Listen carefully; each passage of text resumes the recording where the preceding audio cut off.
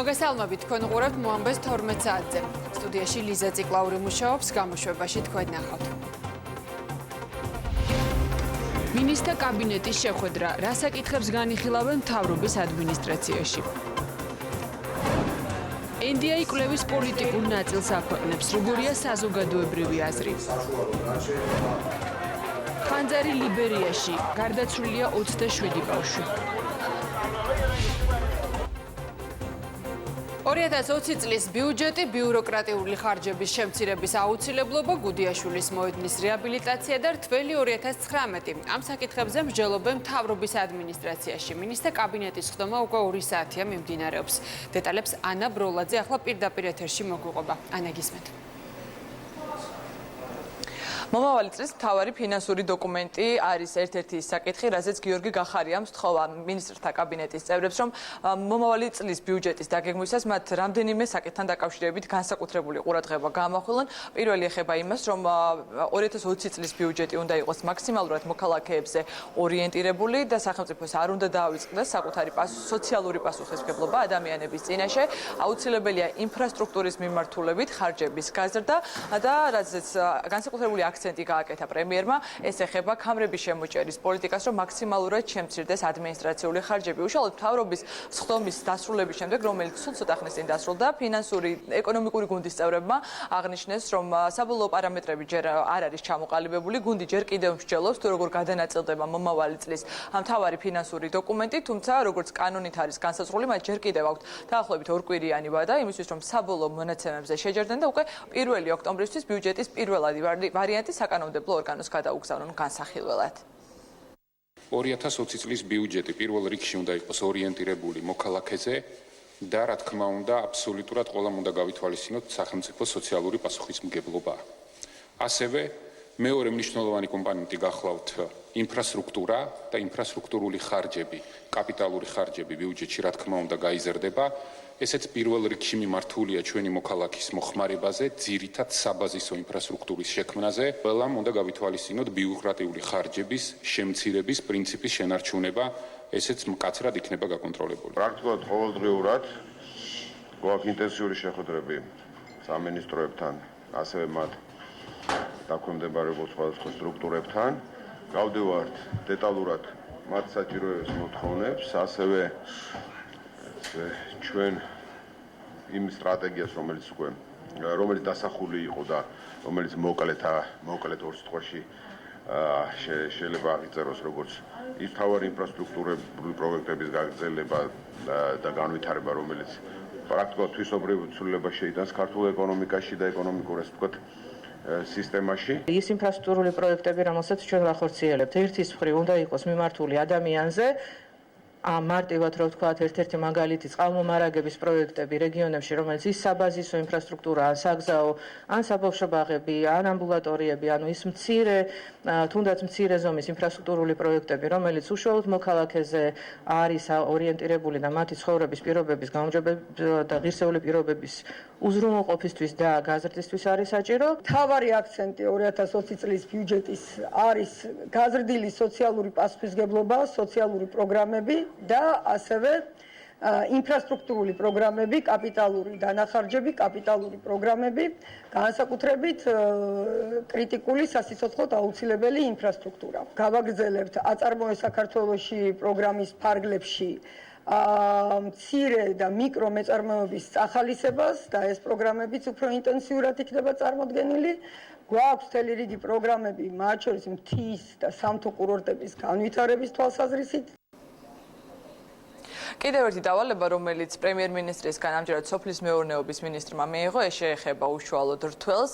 გიორგი გახარიამ თქვა, რომ მათ იციან ყველა იმ პრობლემის და გამოწვევის წინაშე, რომელიც ამ შემთხვევაში კახეთში გლეხებს აწუხებთ, თუმცა აუცილებელია, რომ ჩაუბარებელი ყურძენი არ დარჩეს და უკვე უშუალოდ მინისტრმა მთავრობის ხდომის დასრულების შემდეგ განაცხადა, რომ სახელმწიფო კომპანიები შეისყიდიან ამ ყურძენს, ისე რომ გლეხებს ჩაუბარებელი მოსავალი არ დარჩებათ.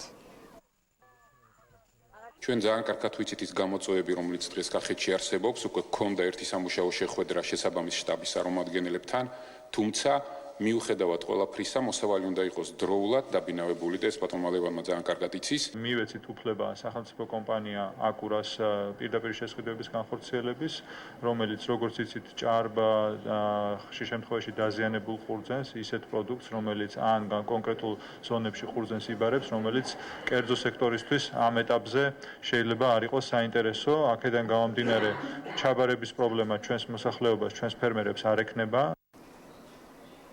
დღევანდელ მთავრობის ხდომას ესწრებოდა დედაქალაქის მერი და კახკალაძემ ხდომაზე წარადგინა გუდიაშვილის მოედნის რეაბილიტაციის მეორე ეტაპი, რომლის დასრულების შემდეგ თბილის მთავრობის წევრთა შეფასებით კიდევ ერთი ახალი სივრცე ექნება მიმზიდველი არა მხოლოდ ტურისტებისთვის, არამედ იმ მოქალაქეებისთვის, რომლებსაც განტვირთვა და დასვენება ეუნდათ. კონკრეტული პროექტი ეს გახლავთ გუდიაშვილის მოედანი. თქვენ იცით, რომ ჩვენ გასულ წელს დავიწყეთ ამ მოედნის რეაბილიტაცია, დაახლოებით 14 შენობა ნაგებობის რეაბილიტაცია მიმდინარეობს და დაემატა კიდევ 12 ახალი შენობა ნაგებობა. სამუშაოების დროს საკმაოდ საინტერესო ნივთები იქნა აღმოჩენილი. სამუშაოების დამთავრებას ჩვენ ვფიქრობთ 2020 წლის შემოდგომისთვის და კიდევ ერთი ღირსშესანიშნავი ადგილი შეემატება ჩვენს დედაქალაქს გუდიაშვილის მოედნის რეაბილიტირებული მოედნის სახით, რომელიც იქნება ყველა თბილისელისთვის საამაყო ადგილი და ასევე ჩვენი ჩამოსული სტუმრებისთვის.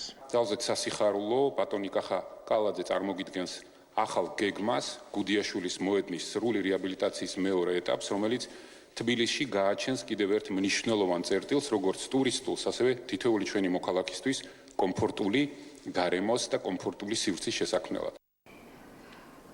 არა მხოლოდ თბილისში გუდიაშვილის მოედნის რეაბილიტაციაზე იმსჯელეს, არამედ ინფრასტრუქტურის მინისტრმა უშუალოდ მთავრობის ხდომის დასრულების შემდეგ ასევე ჟურნალისტებს გითხრა, რომ დღეს გაიტანეს ხდომაზე ინიციატივა ტურისტული ადგილების შესახებ, რომ ახლებურად დარეგულირდეს და მოწესრიგდეს ყველა ის ადგილი, რომლის მოწესრიგებასაც შეიძლება ასე ითქვას, რომ ადგილობრივი თვითმმართველობის მუნიციპალიტეტები ვერ ახერხებენ, არის გაზრდილი ტურისტული ნაკადი, მაგალითად ბაკურიანი ახსენა ამ შემთხვევაში ინფრასტრუქტურის მინისტრმა და მათ იმსჯელეს, როგორ უნდა შემუშავდეს ახლებურად წესები იმისთვის, რომ ქვეყანამ თავის ტურისტული პოტენციალი სრულად გამოიყენოს, აღარ იყოს ის პრობლემები, რომელიც ასეთ ტურისტულ ადგილებში ხშირად შეიმჩნევა და მთავრობა უახლოეს პერიოდში აპირებს, რომ საკანონმდებლო ორგანოს გადაუგზავნოს ახალი რეგულაციები ამ მიმართულებით. მადლობა ანა. მთავრობის ადმინისტრაციიდან საუბრობდა ანა ბროლაძე, მინისტრთა კაბინეტის ხდომაზე განხილული საკითხები გაგვაცნო მან პირდაპირ ეთერში. სამთავრობო ინსტიტუტების საქმიანობა და მიმდინარე მოვლენები. ინდიაის საზოგადოებრივი აზრის კვლევის პოლიტიკურ ნაწილს აქვეყნებს. გამოკითხული ამომრჩევლის 45% ამბობს, რომ მის შეხედულებებთან ახლოს არც ერთი პარტია არ დგას. პრემიერის, პრეზიდენტის, პარლამენტის თავმჯდომარის და თბილისის მერის რეიტინგში კი კახა-კალაძე ლიდერობს. კვლევა 13-დან 29 ივლისის პერიოდში ჩატარდა. გამოკითხული იყო 2131 პირი. ახლა სალომე ქოქიაშვილს დავუთმობთ პირდაპირ ეთერს, რომელიც უფრო დეტალურად მოგვიყვება კვლევის შესახებ. სალომე, გისმენთ, რაზე კეთდება აქცენტები პოლიტიკურ ნაწილში? კი ბატონო, დავიწყოთ თავდაპირველად პოლიტიკური პარტიების რეიტინგით და აქვე უნდა აღინიშნოს ის ერთი ტენდენცია, რომელსაც ბოლო რამოდენიმე კვლევის განმავლობაში მუდმივად აჩვენებს NDI-ის გამოკითხვა. ეს არის გადაუწყვეტელ ამომრჩეველთა ძალიან მაღალი მაჩვენებელი. თუ გადავხედავთ მაგალითად დასმულ შეკითხვაზე პასუხებს, რომელი პარტია დგას თქვენ შეხედულებებთან ყველაზე ახლოს, 45% ამბობს, რომ არც ერთი, 19% ქართულ ოცნებას ასახელებს, 9% ერთიან ნაციონალურ მოძრაობას, ხოლო 4% ასახელებენ პატრიოტთა ალიანსსა და ევროპულ საქართველოს. თუ ამ შინაარსის შეკითხვის ცოტათი სხვა ფორმულირება შევხედავთ, ეს არის ხვალ რომ საპარლამენტო არჩევნები იყოს, რომელ პარტიას მისცემდით ხმას, დიდად სურათი არც აქ არ იცვლება. 26% ამბობს, რომ მან არ იცის, 19% ამბობს, რომ არც ერთ პოლიტიკურ პარტიას მხარს არ დაუჭერს, ქართულ ოცნებას 20% აქვს, ნაციონალურ მოძრაობას 9%, პატრიოტთა ალიანსს და ევროპულ საქართველოს აქაც 4%, სხვა პოლიტიკური პარტიები ამ რეიტინგში ასე ვთქვათ ვერ მოხვდნენ. ამ შემთხვევაში NDI საქართველოს დირექტორი მიანიშნებს იმაზე, რომ გადაუწყვეტელ ამომრჩეველთა რაოდენობა კვლავინდებურად რჩება ძალიან მაღალი, რასაც უნდა დაფიქრდნენ პოლიტიკური პარტიები და გააგრძელონ მუშაობა სხვადასხვა მიმართულებით იმისათვის, რომ მოახერხონ გადაუწყვეტელი ამომრჩევლის გადაპირება. რაც შეეხება თავად პოლიტიკურ ფიგურათა რეიტინგს, შეფასებული არის ამჯერად მხოლოდ რამოდენიმე ლიდერის საქმიანობა, ესენი არიან კახი-კალაძე, მამუკა ბახტაძე, არჩილ თალაკვაძე და სალომე ზურაბიშვილი, ერთპიროვნული ლიდერი ამ ჩამონათვალში შეიძლება ითქვას, რომ არის კახი კალაძე, რომელსაც საქმიანობის მოწონების ყველაზე მაღალი 45%-იანი მაჩვენებელი აქვს, ხოლო უარყოფითი შეფასება აქვს მხოლოდ 15%. ყოფილ პრემიერ-მინისტრ მამუკა ბახტაძეს ყველაზე მაღალი აქვს საქმიანობის საშუალო შეფასება, რაც 43%-ში ადგენს.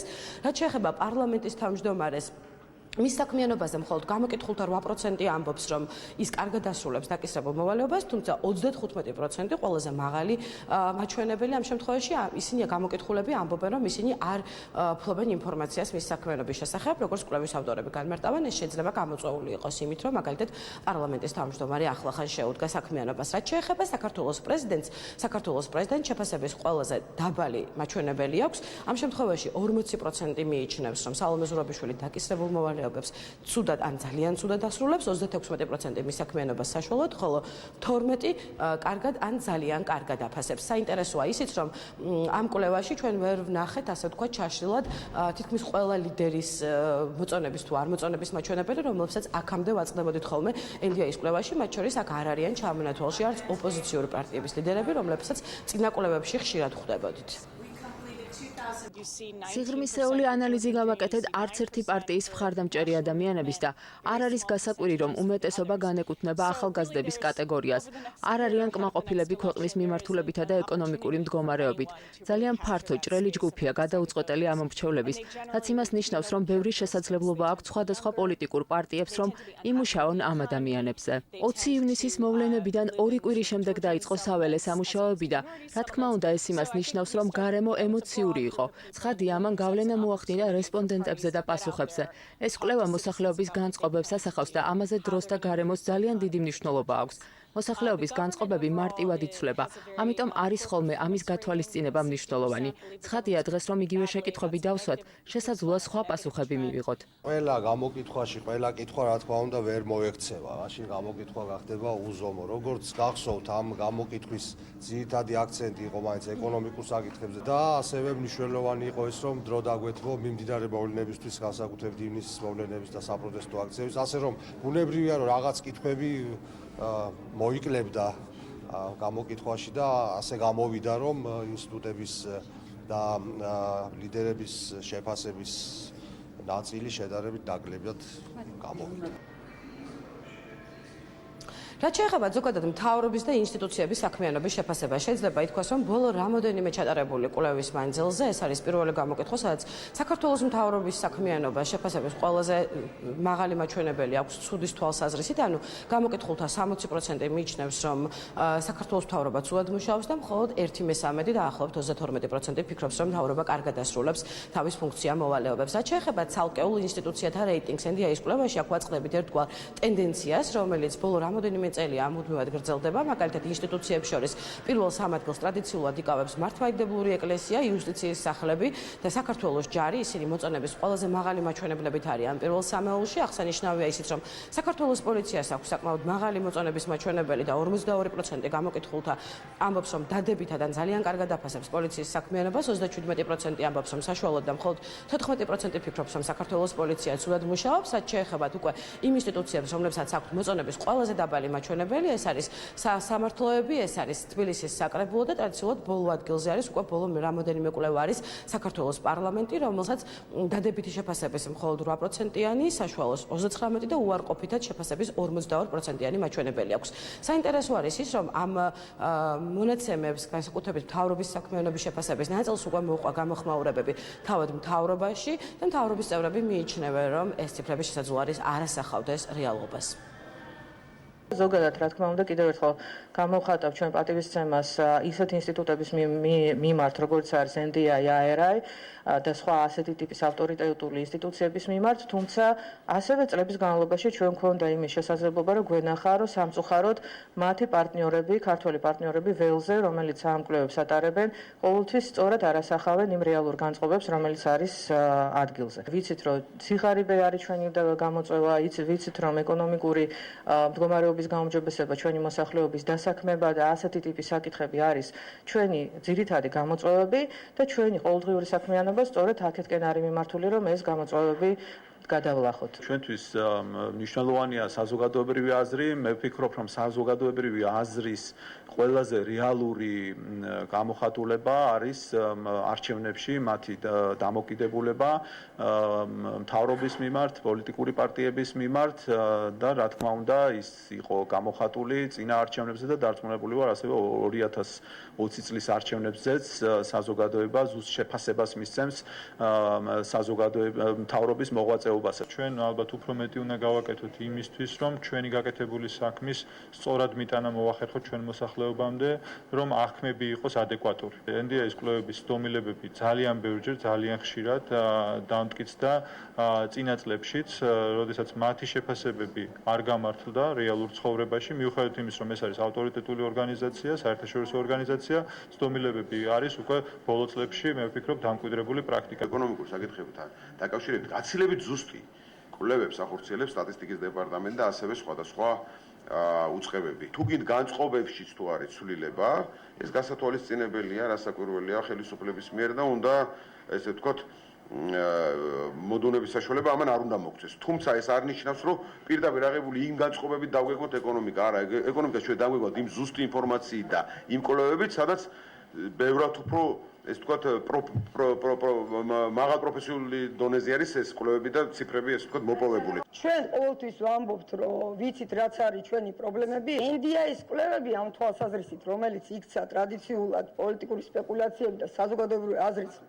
აზრით მანიპულირების ბერკეტად, არ არის ჩვენი სახელმძღვანელო. ჩვენი სახელმძღვანელო არის ჯერ ესეთი ოფიციალური სტატისტიკა, სადაც არც მეთოდოლოგია და არც ციფრები არ იწვევს კითხვას.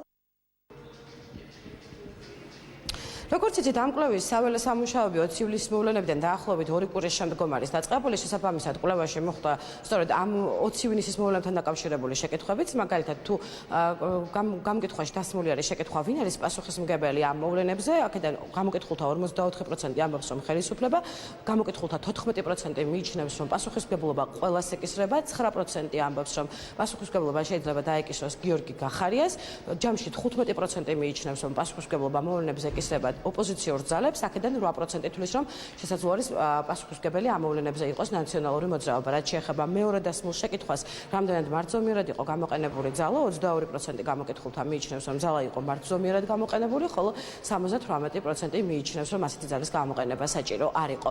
ეს არის მოკლედ ის ძირითადი მიგნებები და ძირითადი აქცენტები, რომლებიც გაკეთებული არის NDI-ის კვლევის პოლიტიკურ ნაწილში, რომლის პრეზენტაციას დღეს გაიმართა და როგორც თავად ამ კვლევის ავტორები გვეუბნებიან, ამ კვლევის ცდომილება არის 1.7% მათი აზრით, თუმცა საბოლოო ჯამში, როგორც გვევისმენთ ხოლმე, კვლევის შედეგებს ყველაზე კარგად ასახავს ხოლმე არჩევნები კი საქართველოში 2020 წლის ოქტომბერში ჩატარდება და სწორედ მაშინ შევიტყობთ, რომელი პოლიტიკური ძალა მხარდაჭერის როგორ მაჩვენებელს მიიღებს.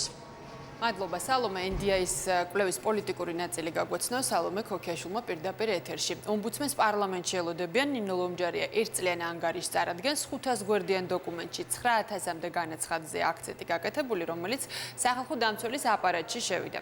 განსაკუთრებული ყურადღება პენიტენციური დაწესებულებების შესახებ, ასევე შინაგან საქმეთა სამინისტროსა და ფსიქიატრიულ კლინიკებზე გაკეთდება. ეს უკვე წინასწარ არის ცნობილი.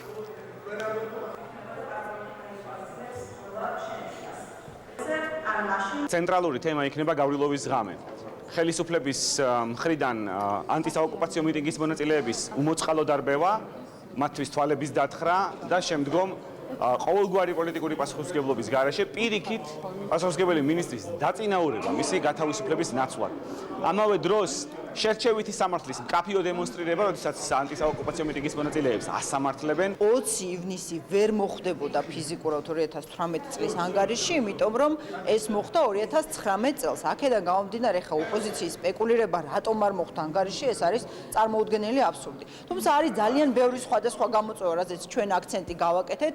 ეს არის მაგალითად ძალიან მაღალი ფასები მედიკამენტებსა და სამედიცინო მომსახურებაზე, მაგალითად ეს არის განათლების სისტემაში არსებული ხარვეზები.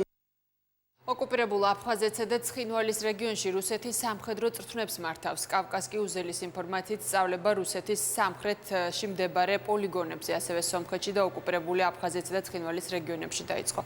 მანევრებში 10,000 სამხედრო მოსამსახურე, артиლერია, უპილოტო საფრენი აპარატები და ავიაცია მონაწილეობს. სწავლების დროს გამოიყენებენ ბრძოლის თანამედროვე მეთოდებს და გამოცდილებას, რომელიც სამხედროებმა მათ შორის სირიის რესპუბლიკაში მიიღეს, წერია სტატიაში. წვრთნაში ჩართულია 50 თვითმფრინავი და ვერტმფრენი, 2000 ერთეული სამხედრო ტექნიკა და ასევე 20 უპილოტო საფრენი აპარატი და სადაზვერო ტექნიკა აღნიშნულია განცხადებაში. პროტესტი პრეზიდენტის სასახლესთან ორი აქცია მიმდინარეობს ერთმანეთის პარალელურად. უფლება დამცველი ალექსანდრე კობაიძე საქართველოს პრეზიდენტს მოთხოვნის წერილით მიმართავს.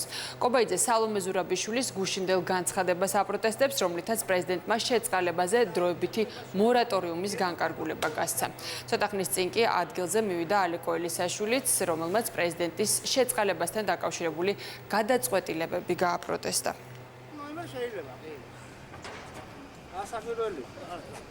მე მოუწოდებ მას, რომ თუ ის არის მართლაც და ყველას პრეზიდენტი კეთილი ინებოს, რაც კონსტიტუციაში არის გაწერილი და რა უფლებაც აქვს მინიჭებული, იმოქმედოს და დაემსგავსება მის წინამორბედს გიორგი მარგველაშვილს, რომელმაც სამწუხაროდ, როდესაც იგი მიდიოდა, არ მოახდინა შეწყალების აქტის გამოცემა. მე მოუწოდებ ქალბატონ სალომე ზურაბიშვილს, რომ იყოს ხალხის პრეზიდენტი. იქ დაქოქეს კორუფციის დაზგა და პატიმრებზე აკეთებენ ფულს და ადამიანების ბედით ვაჭრობა განაახლეს შეწყალების კომისიაში. საერთოდ კომისია გააუქმეს და პრეზიდენტის ადმინისტრაციაში პირდაპირ აკეთებენ ფულს. ამას უკვე წყალი არ გაუვა, იმიტომ რომ ერთბაშად, როდესაც პრეზიდენტის მაგიდაზე ხვდება მკვლელობაში სამი მსჯავრდებულის და ერთი ძებნილის სახელი და გვარი და პრეზიდენტი ამას ბრმად აწერს ხელს, აქ რა თქმა უნდა არ გვაქვს რაღაცა უნებლიე შეცდომასთან საქმე, ეს არის წინასწარ დაგეგმილი კორუფციული სქემა. ალკოჰოლური სასმელების ფალსიფიკაციისა და ყალბი აქციზური მარკების დამზადება გამოყენების ფაქტზე ორი პირი ამხილა ფინანსის სამინისტროს საგამოძიებო სამსახურმა. გამოძიებით დადგინდა, რომ ბრალდებულებს ქალაქ ბათუმში გააჩნდათ ორი რესტორანი, სადაც ახდენდნენ ფალსიფიცირებული ალკოჰოლური სასმელების ჩამოსხმას უცხოური ბრენდირებული წარმოების ბოთლებში. შემდეგ კი მათ დამზადებას ახდენდნენ ყალბი აქციზური მარკებით და შემდგომ რეალიზაციას აღნიშნულ რესტორნებში აგრძელებდნენ. სასჯელი ითვალისწინებს თავისუფლების 4-დან 6 წლამდე ვადით. ბრალდებულებს ქალაქ ბათუმში გააჩნდათ ორი რესტორანი, სადაც ახდენდნენ ფალსიფიცირებული ალკოჰოლური სასმელის ჩამოსხმას უცხოური ბრენდირებული წარმოების ბოთლებში. მის ნიშანდებას მათივე დამზადებული ყალბი აქციზური მარკებით და შემდგომ რეალიზაციას აღნიშნულ რესტორნებში. ჩატარებული საგამოძიებო მოქმედებების შედეგად ამოღებას დაემქვენდება რა დიდი ოდენობით ფალსიფიცირებული ალკოჰოლური სასმელი, ყალბი აქციზური მარკები და მათ დასამზადებლად განკუთვნილი პოლიგრაფიული მასალა. საქართველოში თამბაქოს უკანონო ვაჭრობის შემთხვევები ძირითადად სამეგრელოს რეგიონში ფიქსირდება. ამის შესახებ სოციალური კვლევისა და ანალიზის ინსტიტუტის მიერ მომზადებულ კვლევაშია ნათქვამი. გამოკითხვა 3 ეტაპად ჩატარდა 2017 და 2018 წლის ნოემბერში და 2019 წლის აპრილში. შესასწავლი იყო 5 რეგიონი: სამეგრელო, სამცხე-ჯავახეთი, შიდა ქართლი, იმერეთი და თბილისი. კვლევის მიხედვით მთელი ქვეყნის მასშტაბით უკანონო ვაჭრობის შემთხვევები 3%-ს არ აღემატება. სამეგრელოში დაფიქსირდა ესეთი მდგომარეობა. პირველი ტალღის დროს 5% იყო უკანონო ვაჭრობის შემთხვევები. აქედან აბსოლუტური უმრავლესობა თამბაქოს ნაწარმის იყო აფხაზურ აქციზიანი. მეორე ტალღაში ეს გაიზარდა 14%-მდე და მესამე ტალღაში 32%-მდე. აფხაზურ აქციზიანი სიგარეტები საქართველოში არ უნდა იყიდებოდეს. ერთის მხრივ ჩვენ ამით ვაძლიერებთ ეგრეთ წოდებულ, ესე რომ ვთქვათ, აფხაზურ მთავრობას, გადასახადი მათთან შედის. თელავში რთველის საკოორდინაციო შტაბში ღვინის კომპანიების ხელმძღვანელებს შეხვდა და რთველის პროცესში მათი ჩართულობის თაობაზე ინფორმაცია მიიღო სოფლის მეურნეობის მინისტრმა. ლევან დავითაშვილის განცხადებით 2019 წლის რთველი აქტიურ ფაზაშია, თუმცა სექტემბრის თვეში მოსული ხშირი წვიმების გამო მოსავლის მნიშვნელოვანი რაოდენობა ჯერ კიდევ დასაბინავებელია. ამ დროისთვის კახეთში 80,000-მდე ტონა ყურძენია ინდუსტრირებული და გადამუშავებული. ჩვენ შევხვდით იმისთვის, რომ მეტად აქტიურად ჩაერთვან თველში ღვინის კომპანიები, ჩვენ გვინდა რომ პროცესი წარიმართოს მაქსიმალურად ორგანიზებულად, როგორც ბოლო წლებში ხდება ხოლმე, მაგრამ ძალიან მნიშვნელოვანია, რომ კერძო სექტორმა ასევე თავისი პასუხისმგებლობა აიღოს და ზუსტად ამაზე ქონა საუბარი. ის გამოწვევები, რომელიც სამწუხაროდ ამინდმა შეგვიქმნა 2019 წელს, მიმდინარე წელს უნდა დავძლიოთ იმისთვის, რომ თველმა წელსაც წარმატებით ჩაიაროს. სოფლის წუნებულების დონეზე მუშაობთ ყოველდღიურ რეჟიმში, რომ ყველა თემა, ყველა საკითხი, რომელიც შეიძლება სენსიტიური აღმოჩნდეს თელის მიმდინარეობის დროს, ოპერატიულად იქნას გადაჭრილი. ჩვენ ვეთანხმებით ატვ ჯგუფი, ჩვენ ვაცხადებთ მზადყოფნას, რომ დღეიდან, გუშინდელი დღიდან უფრო სწორად გავაგრძელოთ იქამდე, ვიდრე ბოლო კილოგრამი ყურძენი არ შემოვა. ქუთაისის საერთაშორისო უნივერსიტეტის სამშენებლო პროცესის მიმდინარეობას გაეცნობიან განათლების მინისტრი ფონდ ქართუს ხელმძღვანელები, ქუთაისის საერთაშორისო უნივერსიტეტის რექტორი და საქართველოში ვიზიტით ყოფი გერმანელი მეცნიერები. მოგვიანებით კი სამუშაო შეხვედრაა დაგეგმილი. განათლების მინისტრის განცხადებით, ქუთაისის საერთაშორისო უნივერსიტეტი თანამედროვე ინფრასტრუქტურით და ტექნოლოგიებით აღჭურვილი საგანმანათლებლო სივრცე იქნება, რომელიც ქართველი და უცხოელი სტუდენტებისთვის მაღალი ხარისხის განათლების ხელმისაწვდომობას უზრუნველყოფს. პირველ ნაკადს უნივერსიტეტი 2020 წლის სექტემბერში მიიღებს. ჩვენ სტუმრებთან ერთად ადგილზე დავათვალიერებთ ინფრასტრუქტურულ სამუშაოებს, იცით რომ ეხლა მთელი მასშტაბით მიმდინარეობს ინფრასტრუქტურული პროექტები, მიმდინარეობს მშენებლობის ნაწილი, იმიტომ რომ მოგეხსენებათ მომავალ წლის სექტემბერში სტუდენტები უნდა მივიღოთ, ამისთვის საკმაოდ აქტიური მუშაობა მიდის ეხლა, ადგილზე გავეცნობით კიდევ ერთხელ ამ სამუშაოებს, მერე გვექნება სამუშაო შეხვედრები. ჭავჭავაძის გამზირის მასშტაბური პროექტის ფარგლებში GVP მირცხულავას ქუჩიდან თაქთაქიშვილის ქუჩამდე წყალმომარაგების სისტემა სრულად განაახლა. კომპანიამ აღნიშნული მონაკვეთის რეაბილიტაციისთვის 3 მილიონ ლარზე მეტი ინვესტიცია განახორციელა. ხვალ წყალმომარაგების ახალი ქსელის ექსპლუატაციაში შესვლის მიზნით გადაერთების სამუშაოები უნდა მოხდეს, რის გამოც 20 სექტემბერს დილის 10 საათიდან 21 სექტემბრის დილის 10 საათამდე წყალმომარაგება შეეზღუდება ჭავჭავაძის გამზირის, აბაშიძის და ფალიაშვილის ქუჩების ნაწილს, ასევე რამიშვილს, მოსაშვილს და მიმდებარე ქუჩებს. პროექტის ამ ეტაპზე ვმუშაობთ მირცხულავას ქუჩიდან თაქთაქიშვილის ქუჩამდე და სრულად შევცვალეთ 2.6 კილომეტრის სიგრძის წყალმომარაგების სისტემა. ახალი ქსელის ექსპლუატაციაში შესვლის მიზნით კომპანია ხვალ 20 სექტემბრის დილის 10 საათიდან 21 სექტემბრის დილის 10 საათამდე გადაერთებით სამუშაოებს ჩაატარებს. ბერძნულ-რომაული სტილით მოჭიდავეები სამშობლოში დაბრუნდნენ, აეროპორტში მათ გულშემატკივრები დახვდნენ. ყაზახეთში მსოფლიოს ჩემპიონატზე საქართველოს 2 ოქროს медаლი მოუტანეს მუგზარ წურწუმიამ და ლაშა გობაძემ. 130 კილოგრამ წონით კატეგორიაში მოასპარეზე იაკობ ქაჯაიამ კი ბრინჯაოს მედლის მიღება შეძლო. მსოფლიოს 2019 წლის ჩემპიონატზე ბერძნულ-რომაული სტილით მოჭიდავეებმა გუნდურ მესამე ადგილზე გასვლა შეძლეს.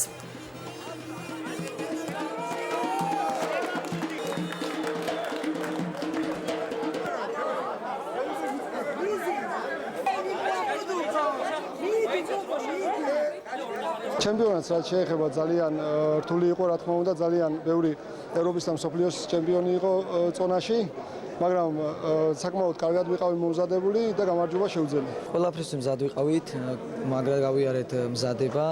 ყველაფერში დაგვიდგა ფედერაცია მწვრთნელები, გავამართლეთ იმედები, ჩვენ საჩემპიონატად მივდიოდით, გავხდით ჩემპიონები და მინდა დიდი მადლობა გადაუხადო გულშემატკივრებს. 12 წლის მერე ორი მსოფლიო ჩემპიონი, ბრინჯაოს მედალოსანი ლიცენზიები, ეს უდიდესი წარმატებაა ქართული ჭიდაობისთვის და დიდი მადლობა მინდა პირველ რიგში გადაუხადო ჩვენ სპორტსმენებს, ჩვენ ფედერაციას, მსვლელებს ამ დიდი ამაგისთვის. გამოშვების ბოლოს კი ტრადიციულად უნდა გადავინაცვლოთ გადაცემა ნაშუა დღეების სტუდიაში. რა თქმა უნდა, გავიგოთ თუ რა თემებზე ექნება დღეს საუბარი. მოკლიანოს ნინოცა ორჯონიკიძე გაგვაცნობს. ნინოცა, მოგესალმები. მოგესალმები ლიზა, დღეს ჩვენს მაყურებელს ტრადიციულად ბევრ საინტერესო თემას შევთავაზებ. გადაცემის პირველ ნაწილში შევეცდებით გავარკვიოთ თუ როგორი თვისებები უნდა გქონდეს მზრუნველ მენეჯერს. ფლორისტი გვასწავლის როგორ მოვუაროთ მცენარეებს და მოვამზადოთ ცივი ამინდებისთვის. კოსმეტოლოგი მარი მილორავა მოგცემს სასარგებლო რჩევებს თუ როგორ ვიზრუნოთ ხელის კანზე.